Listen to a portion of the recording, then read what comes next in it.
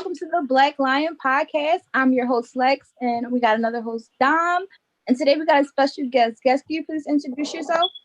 My name is Jon Mckay. That's Jon with a J, but it sounds like a Y. Jon Mckay. All right. How you doing today? I'm doing great. I didn't know if you want me going to the whole introduction or just my name. What's going on? Oh, introduction. No, I'm just saying I'm Jon Mckay. I'm the founder and president of Life Outside the Streets. I'm also executive board member of Money Talks EDU. And, that's the two leading things. I mean, I'm a servant for Christ. I'm a father. I'm a Philadelphia native. Proud Philadelphia native. And I'm out here committed to do everything within my power to stop the violence in Philadelphia, most importantly, right now. Excellent. What'd you say? I said that's excellent. Thank you. So, how long have you been organization? How long has you had it for? I graduated from Girard College in 2002, and the first thing I kind of became an entrepreneur by 2003. I went to Dell State. I didn't go in September because I was procrastinating with my financial aid, and I went to Dell State in January. The second half of the semester in '03, and it was there where I kind of decided to start my record label, Manny Strong Records, with hopes of making money real quick through the music business so that I can get my uncle out of jail. His name is Manny Strong. He's an Erie Avenue legend. He got life for a murder that he didn't commit, just for being a brilliant black man in Philadelphia, and was targeted by the racial leaders in the city, the police, and the mayor. At the age of like 22, he owned his own. He owned over three real estate properties. He owned a storefront and a apartment complex. He had his own club, and they targeted him. So my own, and since I was about 6 years old, I've been taking his phone calls from jail. And so, and knowing that I grew up, we owned the storefront. We ran like a corner store that we owned until we rented it out to the local Puerto Rican people, Puerto Rican family, and let them rent it from us. But just really being introduced to entrepreneurship through him once I was old enough, that was my mission. And then by '07, and I realized the difference between me I went to Girard College. I graduated from Girard, which is a boarding school here in Philadelphia. So by that time, I had kind of already had a couple years in doing the music biz, and just in reflecting, I recognized the difference between me and kids that didn't go to Girard was just the curriculum. It wasn't, anything else. It's just basically recognizing that the sabotage educational system that people that go to public school were exposed to is why they didn't have or possess the same mindset that I had. So I created, God laid it on my heart to create Life Outside the Streets as a way to bridge that gap, as a way of me creating like my own Girard College for those that can't go to Girard, and with a focus on music and the arts. And over the years, that evolved into what it is now, where our mission is to treat trauma through arts and education. At first, our mission was just to, increase, was to support students to be successful both at home and in the classroom. But in about 3-4 years ago, after attending the trauma informed care training workshop, I learned the science on why no matter what we put in front of our young people, no matter what opportunities we put before them, sometimes it's not enough because of that untreated trauma. And then the best news that I learned from that workshop was that it was free to treat that trauma. It just was a matter of educating the individual on what trauma is, how to treat it, and supporting them in, basically doing what we're all really doing right now, self-care and developing healthy coping skills and conflict resolution skills. So, and I changed my major at that time from business to behavioral health so that I can be an expert in making sure that my community get this information. Because right now the priority is only to bring it to the professionals that serve our children. And even with it, they're not prioritizing it. I know I said a lot, but That was great. Listen, I love information. So it's a nonprofit. How is it funded? from the muscle right now, to be honest, when I first started my nonprofit and even doing the music business when I graduated from high school. Like I said, I went to college, and then when I left Dell State after a semester with hopes to go on to Full Sail University, and that fell through, I stepped into the working world, and so I was always just funding it out of pocket until really, when I eventually stepped into the street life, of hustling with the priority of bringing the hustler out. So when I came up with, life outside the streets, I knew in order to bring the target individual out, I had to become, I had to become a part of the culture.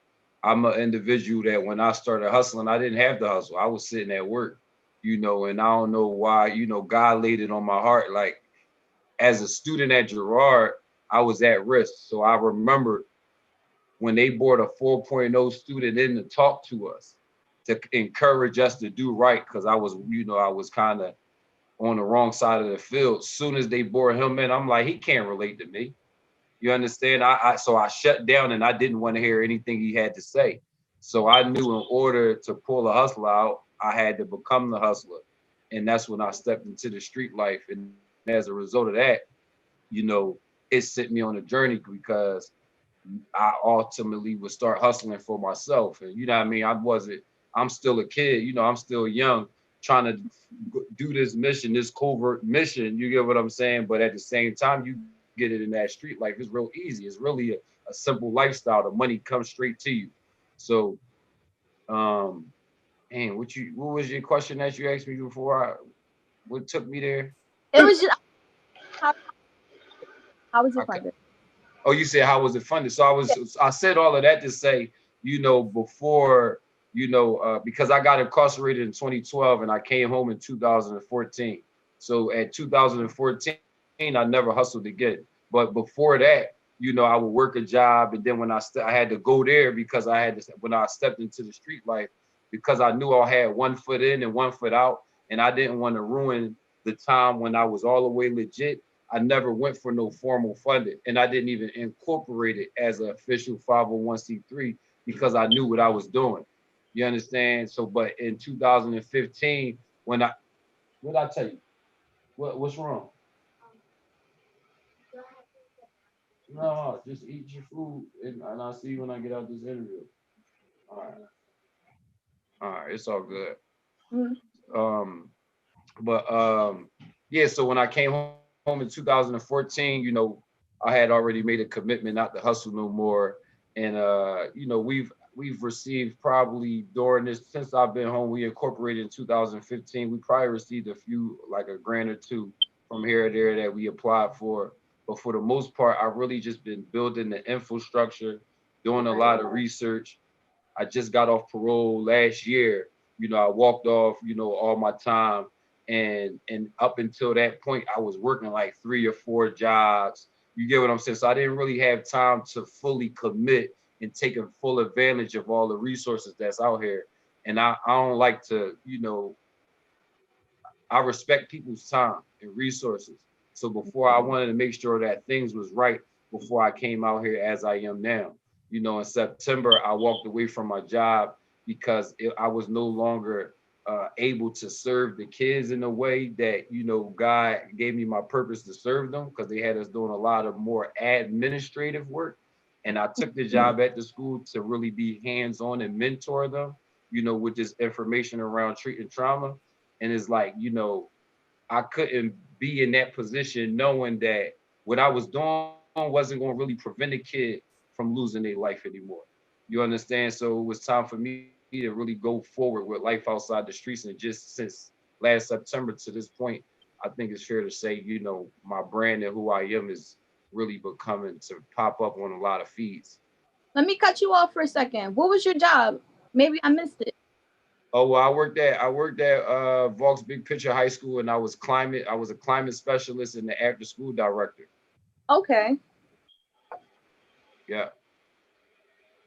Before that, I worked with University of Penn as an after school facilitator.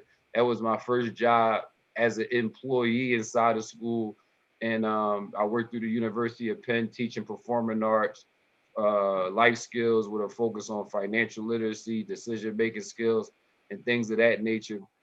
And prior to that, the first contract that I got after I incorporated my nonprofit organization was with Girard College, and I ran an after school program there, 3 days out the week around financial literacy, life skills, performing arts, and things of that nature.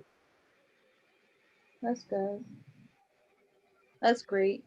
So, do you have like any employees or any volunteers that volunteer?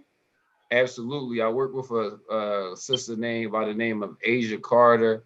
She's our marketing director. She's actually out in she lives in Louisiana.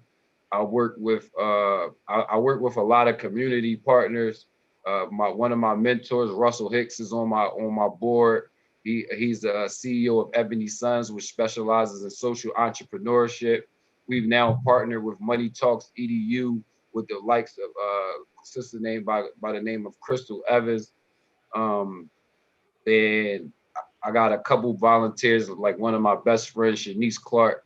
We went to Girard College together.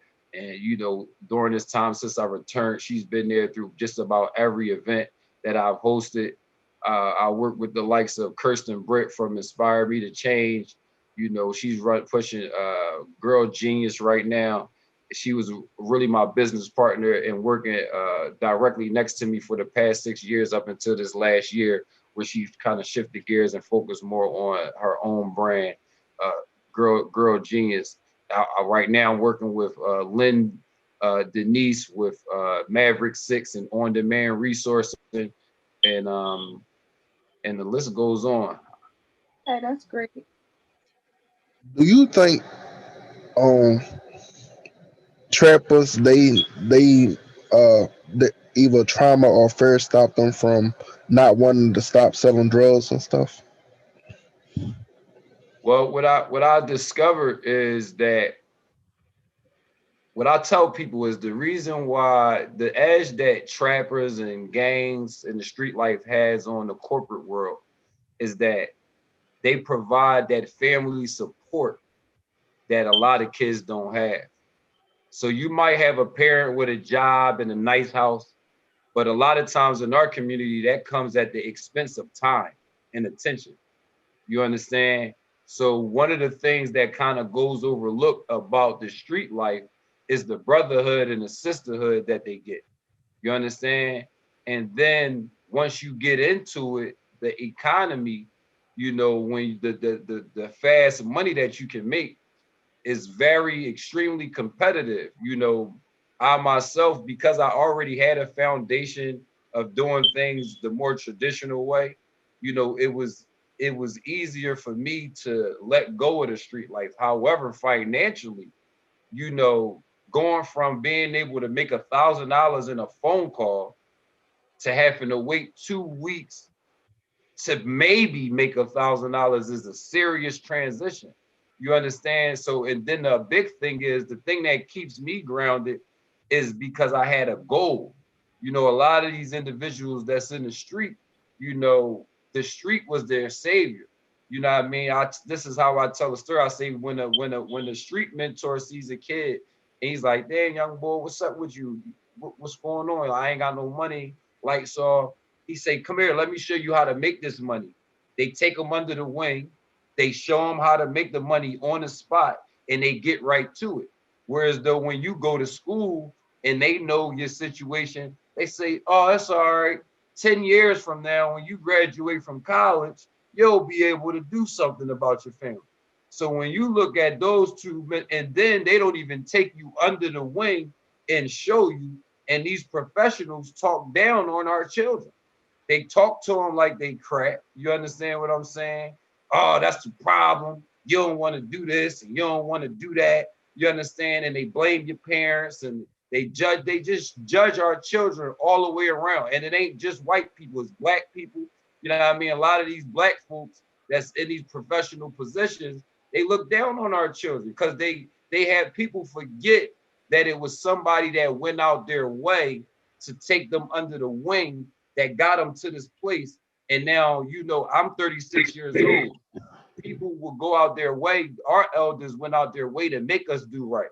So my peers and a couple, the people that's a little older, we lazy when it come to our children. Oh, they don't want to do nothing. And we sign them off and keep it going. So, So just to answer your question, I think that it's a financial piece, but it's also, believe it or not, the people in the street culture are more genuine and they give out better love than the people in the non-street culture. Yeah. Uh, take the organization to get started. Say that again, please. It was a little. Organization to get started. What did it take? How long?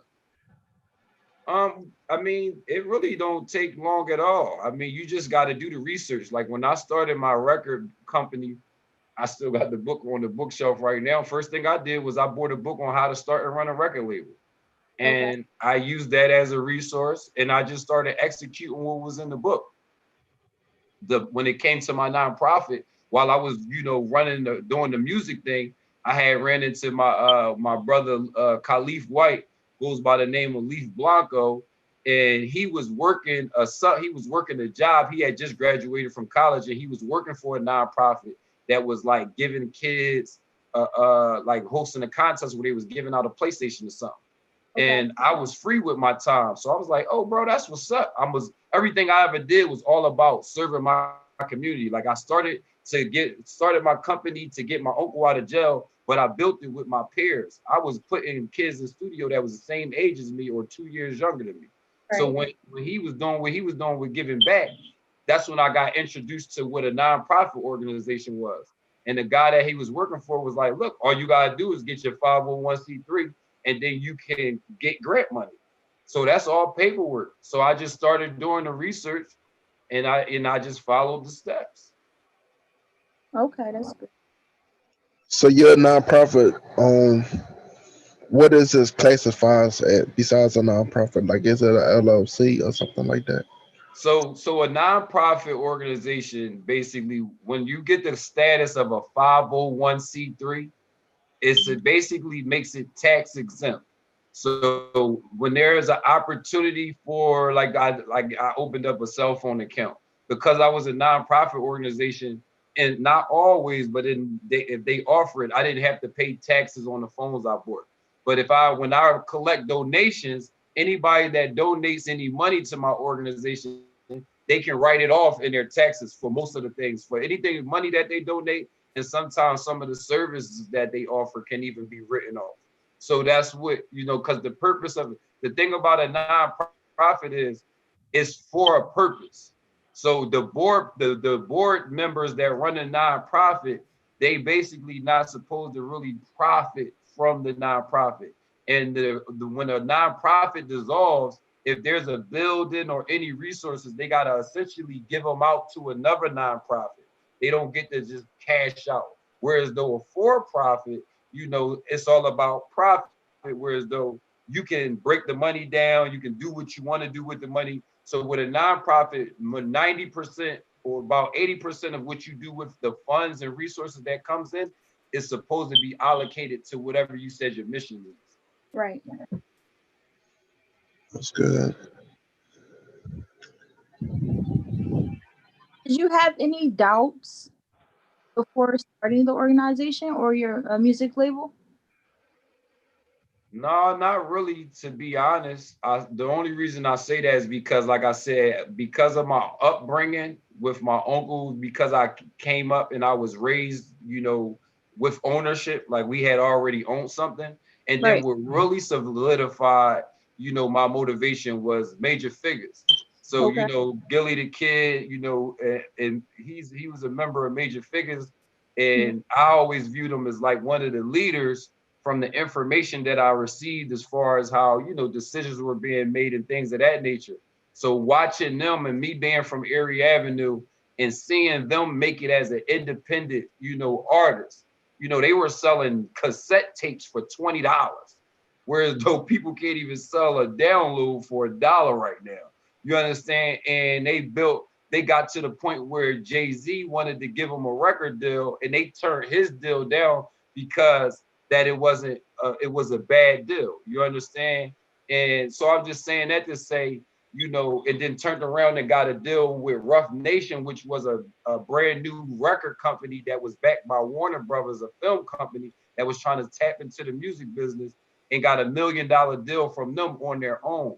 So while I'm in high school and watching that, by the time I graduated, I knew I could start my own record company because somebody from my own neighborhood had already done it on an extremely successful level. And look at Gilly the Kid till this day.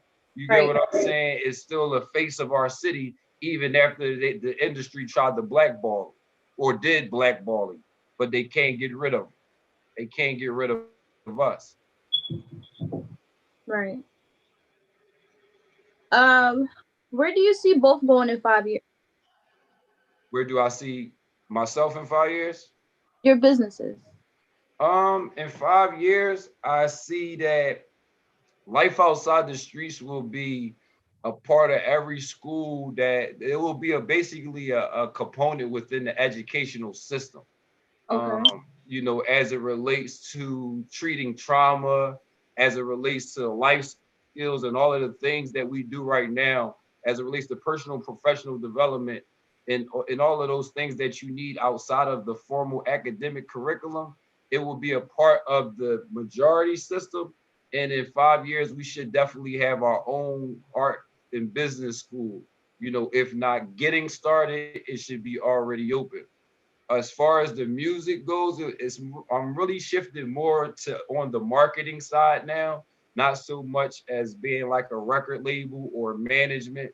So we'll be Manny Strong Records, or whatever marketing brand that I'll be running under will be the #1 marketing company in the country in 5 years. We about to launch a marketing. We about to launch our public service advertisement contest across the city, which is going to be a competition between all the high schools in the city. Okay. And it's going to, from there, it's going to give us the foundation to build the largest marketing team in the city. And we're just going to grow from there. How do you advertise your businesses?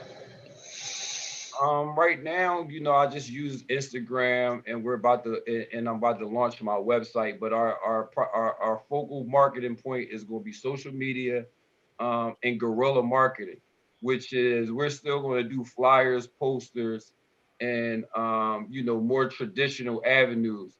A lot of people are very, very successful on Instagram, but that's where it stops at. They don't have websites. They're not putting out flyers, and as a result, they missing out on a lot of money.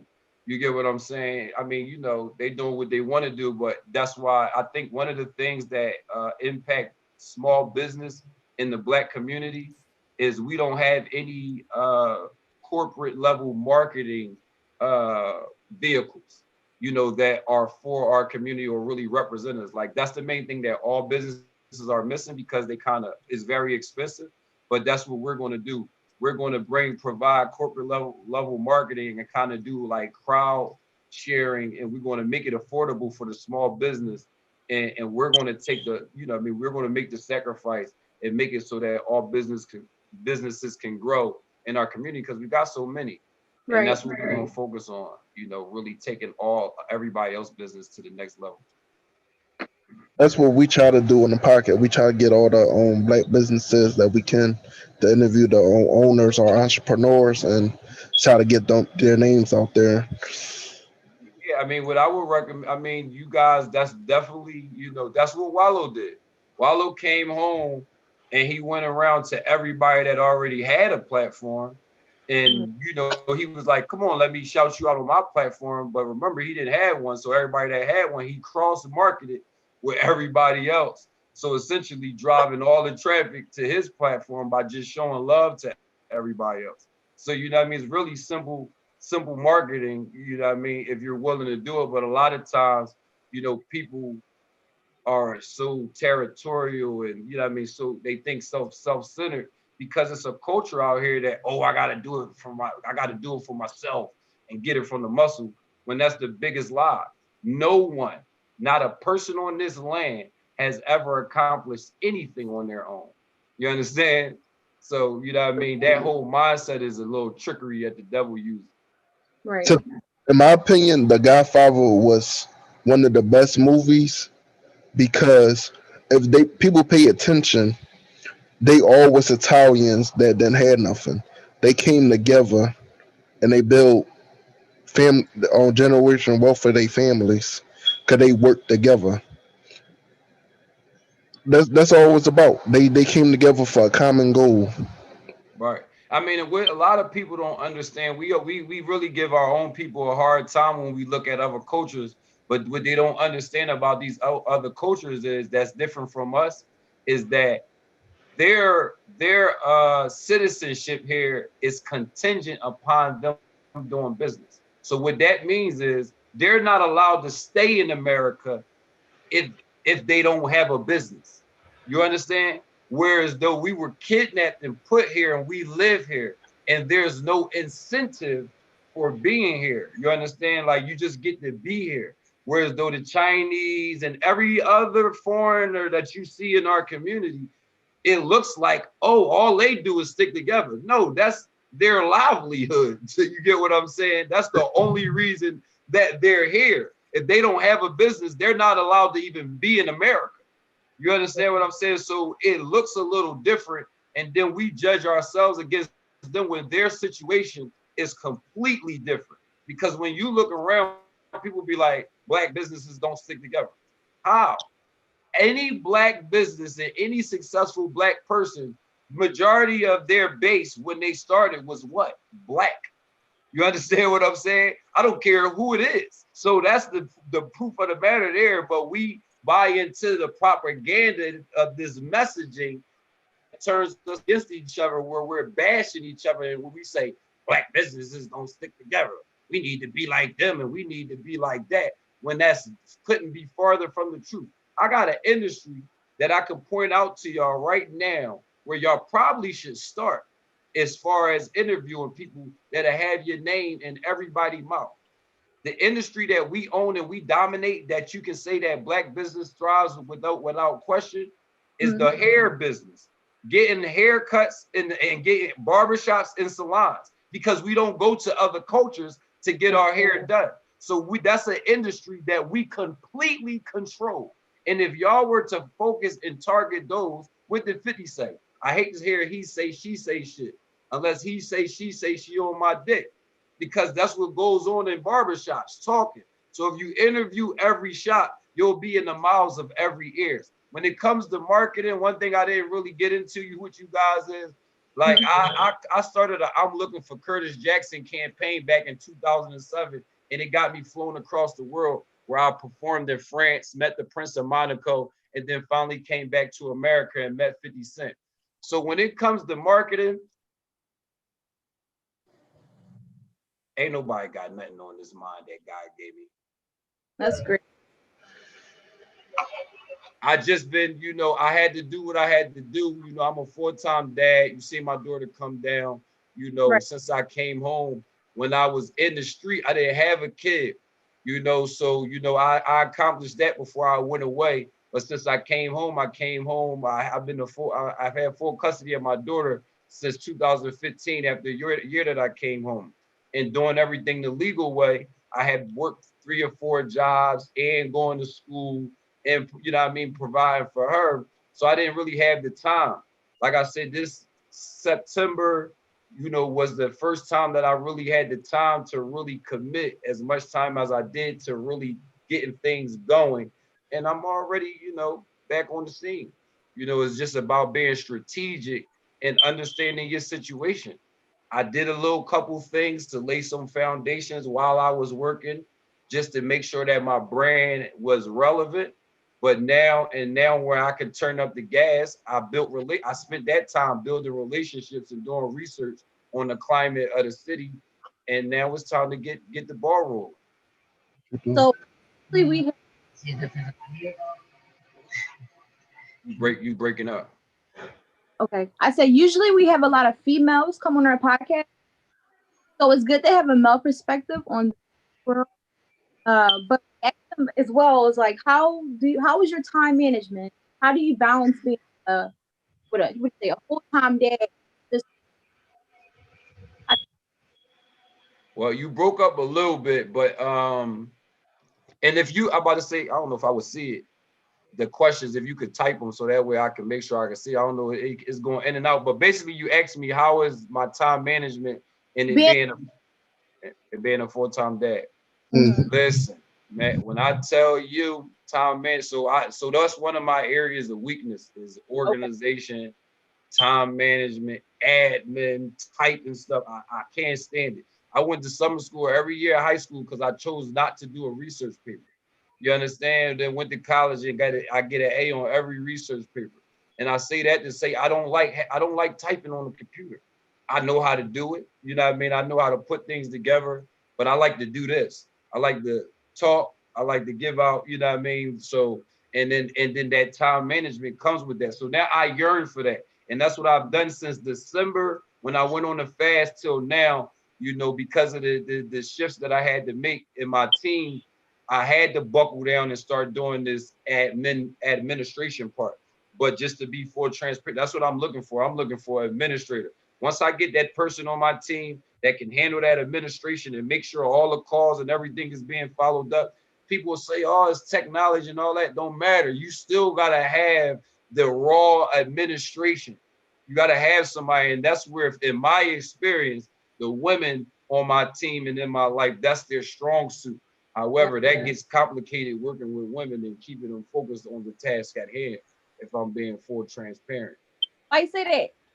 Because when you are doing business and you're doing it well and you're successful, and it's such a bad portion of men out here, sometimes they get off track and they want to focus on doing other things Right. instead of doing their job. Okay. I ain't gonna They fight want to you. start they want to start focusing on you. I mean, I'm sure men do it too. You get what I'm saying? We do it more than women, but the women hold it down though. I When we mean, do, I'm a CEO, so I've only really experienced it from that end. You get what I'm saying? That I'm cool. I don't really have a problem with that.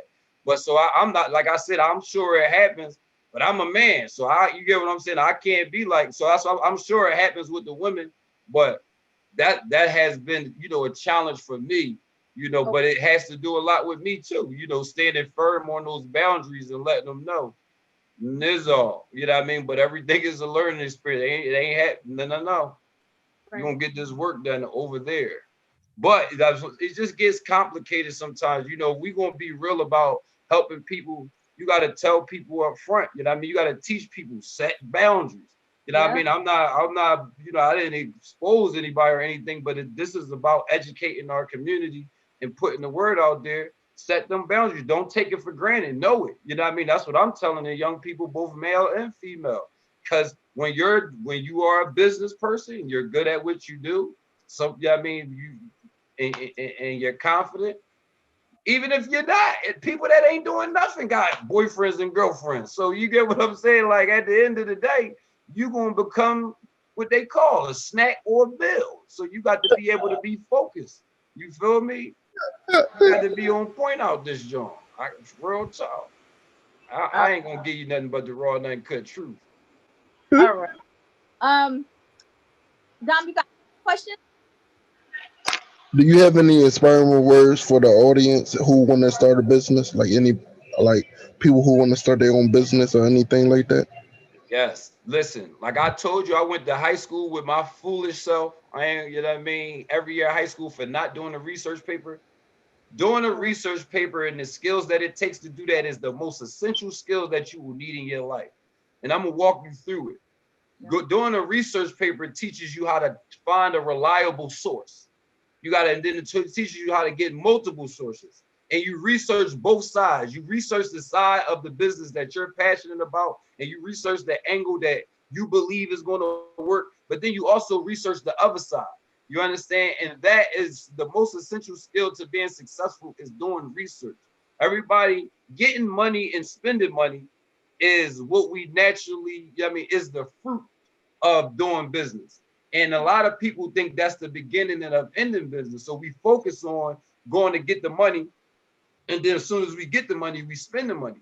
But what builds a business is understanding the business, is doing the research behind what business is, number one, what your business is, and learning how to grow it. The businesses that are ran, they're ran doing this, sitting at the table, talking, reading, evaluating, and then instructing people that got a thirst for working what to do. You understand? So my message to them is, you have to adapt a mindset to study and research.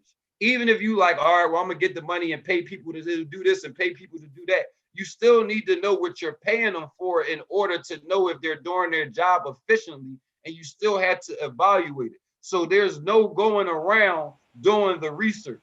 So you have to prioritize doing your homework and know that that is the lifeline of being successful, doing research. And most importantly, for me, I can't leave this out, is you got to have a relationship with God. I don't care what nobody done told you.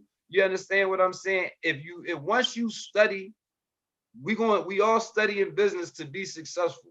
But even the formula of business it comes from the formula of what God tells us to do to be successful. So study the most essential source out there, which is God himself. He's going to first tell you who you are, which is going to in turn tell you how to make your business the best. Because the business model out here, or the business format is the same for all businesses. But what makes it difference is when you put yourself in it. Because all of us, that's the one unique thing you have. The best thing you can add to your business is you, because can't nobody duplicate you once you put you in it. That's why the most successful people have done what? Oh, when you hear their story, once I realized who I truly was, everything went up. Right. Everything went up. So there you go, right there. Straight, raw, and uncut. Before I another question, I want to ask.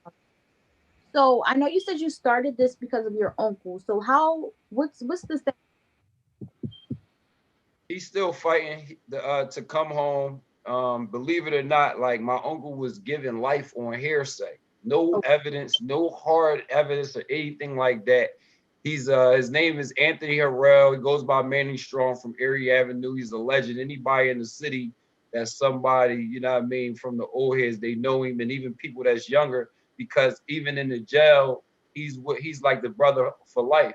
He's an in-house attorney, and there's plenty of them. But he, right now we're building the business for, he's still doing that right now. But ultimately, we're building the business to do that more formally, all while he's fighting for his own freedom, just like the brother on for life. So, he's fighting, is looking real good. I really pray that Larry Krasner is able to retain his position. A lot of people are kind of up in the air because the powers that be is playing us like right. a bag of bricks, trying to make him look bad when really he's really for us. That's why the cops is stepping back and letting the crime rise straight up, because they don't like him, because he's for real justice. So it ain't no coincidence that these bodies and this murder is happening. The cops are just intentionally not doing their job for the most part, because they want what they want. You understand? They got a damn near $1 billion budget. So now look, we can't stop the violence. It's at 500. What they gonna get? More money. You understand what I'm saying? It's all a game. It's all a business. You get what I'm saying? I don't know if y'all checked out my post. That's why I told uh, the governor, Jim, but whatever his name is, we got to declare a state of emergency as it relates to this violence, or we taking the protest to your crib, because you ain't gonna be able to sleep at night like we not sleeping at night, because this violence is not because of our kids that's going at each other. This has been manufactured. We read about it, we study about it, we talk to our kids about it, but then we turn around and cuss them out like it's their fault. It's not their fault. It's these professionals that's in place that's carrying out this agenda, whether they know it or not. And, I'm done playing with them. I'm not just, out here doing my business. I'm going for the whole system. but I'm just strategically, moving so that we can stop this violence in Philadelphia. That's all. That's the first thing first. I can't build nothing till these babies stop dying, and that's the number one priority. The young man that got killed, Drayon Hart, man, that was one of my students. You know, at Vaults.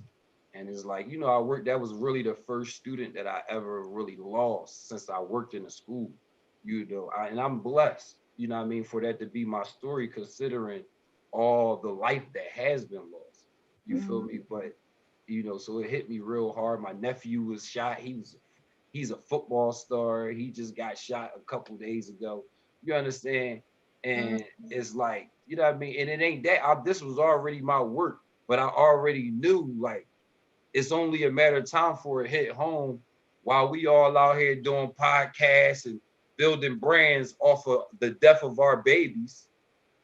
Everybody talking about it and going viral and building their followers instead of dropping everything like we did for this damn COVID and focusing on this violence. But that's what I'm about to put the pressure, not just on the city, on all these men in the city that's sitting around. That's why I had to leave my job. I can't, ain't no way in the world my daughter is going to be talking about, yeah, I was just going to work like everything cool out here and all these babies dropping, and it ain't a soul out here on the front line with these women and children. Not a soul. Not a soul, bro. That's it. Not a soul, but I'm out here. I'm a victim of gun violence, so I understand. So Yeah, well, listen, you better get your $5 ass up outside, nigga. I need you outside. You understand me?